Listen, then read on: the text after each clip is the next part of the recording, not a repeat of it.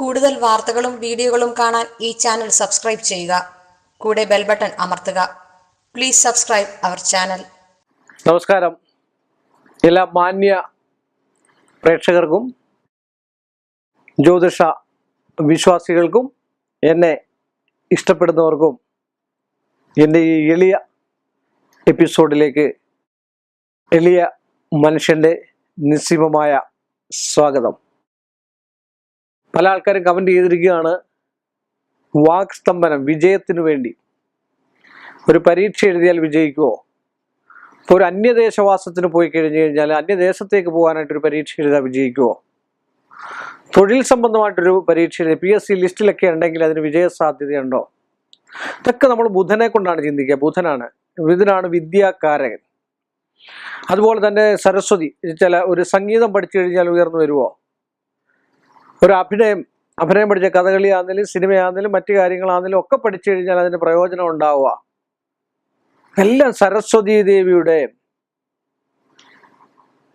അനുഗ്രഹം ഉണ്ടെങ്കിൽ ഇതൊക്കെ സാധിക്കുന്നതാണ്. അതിനുള്ള യോഗം കൂടെ ഗ്രഹനിലയിൽ അല്ലെങ്കിൽ പ്രശ്നം വെച്ച് നോക്കി അതിനുള്ള യോഗമുണ്ടോ?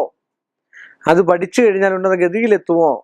നമ്മുടെയൊക്കെ ഗ്രഹനിലകളിൽ ഏകദേശമായിട്ടെങ്കിലും ഉണ്ട്. ഇന്ന രീതിയിലുള്ള അവസ്ഥയിൽ പോയി കഴിഞ്ഞാൽ ഇന്ന രീതിയിലുള്ള തൊഴിൽ സംബന്ധമായിട്ടുള്ള ജോലി സംബന്ധമായി ജോലി എല്ലാവർക്കും നമ്മുടെ ഒരു നേരത്തെ ആഹാരത്തിന് വേണ്ടിയാണ് എല്ലാവരും ജോലി ചെയ്യുന്നത്. ജോലി ചെയ്ത് ജീവിക്കുന്നതായിരിക്കും മഹനീയം. കർമ്മം ചെയ്യുക എന്നുള്ളതാണ്. അതുപോലെ തന്നെയാണ് ഒരു മാന്ത്രികവും. എല്ലാം സാധിക്കുമെന്നും പറഞ്ഞൊന്നുമല്ല ഒരു കർമ്മം ചെയ്തു കൊടുക്കുക. കാരണം അവർക്ക് നന്മ ഉണ്ടാകണമെന്ന് മാത്രം. ഒരു ക്ഷേത്രത്തിലെ ദീപാരാധന പോലും നടക്കുന്നത്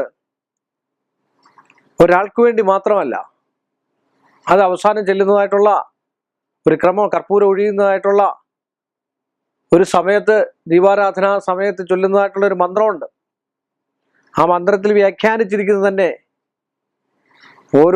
ഓരോ പുൽക്കൊടിക്ക് പോലും പ്രപഞ്ചത്തിലെ ഓരോ കാര്യങ്ങൾക്കും നന്മയുണ്ടാകണമെന്ന, അല്ലാതെ ഇന്ന ഒരാൾക്ക് വേണ്ടി ഒരാൾക്ക് നന്മയുണ്ടാകണമെന്നല്ല. സർവ്വചരാചരങ്ങൾക്കും ലോകത്തിലുള്ള എല്ലാവർക്കും നന്മയുണ്ടാകണേ ഭഗവാനെ എന്ന് പറഞ്ഞ പോലെയാണ് സരസ്വതി ദേവിയെ നമ്മൾ സ്തുതിച്ചു കഴിഞ്ഞാൽ, അതുപോലെ സരസ്വതി യന്ത്രങ്ങൾ ഇട്ട് കഴിഞ്ഞു കഴിഞ്ഞാൽ വിദ്യയ്ക്കും വിജയത്തിനും സംഗീതാദി കലാവിദ്യകളിലും ഒക്കെ നൈപുണ്യമുള്ളവർക്ക് അതിഗംഭീരമായിട്ട് വിജയം ഉണ്ടാകുവാനായിട്ട് സാധിക്കും. സംശയമില്ലാത്ത കാര്യമാണ്.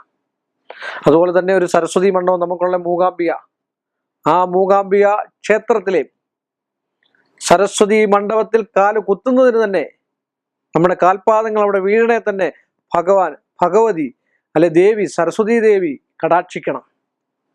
നമ്മളൊക്കെ പറയാറുണ്ട്, കലാവിദ്യകളും ഒക്കെ ചെയ്യുന്നവർക്ക് ഒരു ഈശ്വരന്റെ ചൈതന്യ അവസ്ഥ, ഈശ്വരന്റെ അംശാവതാരങ്ങളാണെന്ന് നമ്മൾ പറയുന്നുണ്ട്. കലയും ശാസ്ത്രീയ സംഗീതങ്ങളും നൃത്തവും ഒക്കെ പഠിച്ചവർക്ക് ഈശ്വരന്റെ ആയിട്ടുള്ള വരദാനം, ഈശ്വരന് തത്തുല്യമാണ്.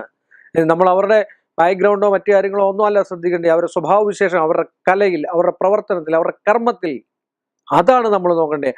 അവിടെ ഈശ്വരാനുഗ്രഹം ഉണ്ടോ? ഒരാളുടെ സ്വഭാവവിശേഷത്തിലല്ല ആളിന്റെ പ്രവൃത്തിയെക്കുറിച്ച് നമ്മൾ ചിന്തിക്കുന്നത്. അതാദ്യം മനസ്സിലാക്കുക. സ്വഭാവം എങ്ങനെ ആയിക്കോട്ടെ, ചെയ്യുന്ന ആളിന്റെ പ്രവൃത്തി എങ്ങനെയാണോ ആ പ്രവൃത്തി വിജയപ്രദമാണെങ്കിൽ ആ ആളിനെ നമ്മൾ സമീപിച്ച് ആ പ്രവൃത്തിയിൽ മുന്നോട്ട് പോവുക.